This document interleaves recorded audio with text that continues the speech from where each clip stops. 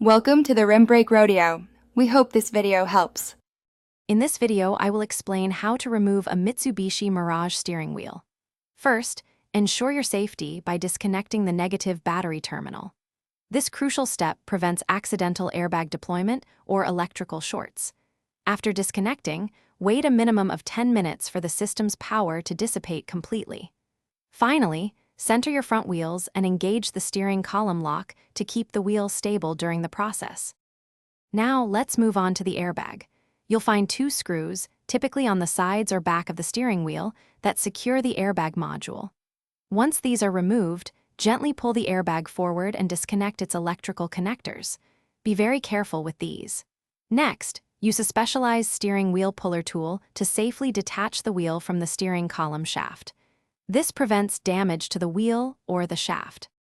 With the airbag and main wheel loosened, it's time to disconnect the remaining wiring. Unplug the harnesses for the horn and any cruise control buttons. Pay close attention to the clock spring's position. It's vital for proper reinstallation. As you pull the steering wheel off, carefully thread all the electrical wires through the central opening to avoid pinching or damaging them. Take your time here to ensure no wires are snagged. Before you reinstall, take a moment to inspect all components for any signs of wear or damage.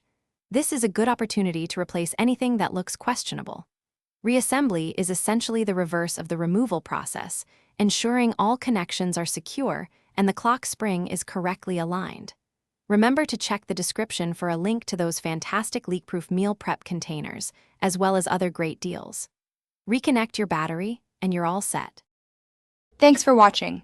Consider subscribing if we helped you.